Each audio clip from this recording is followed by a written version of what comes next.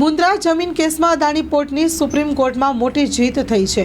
આ કેસમાં સુપ્રીમ કોર્ટે ગુજરાત હાઈકોર્ટના આદેશ પર સ્ટે લગાવતા અદાણી પોર્ટને હાલ પૂરતી રાહત મળી છે।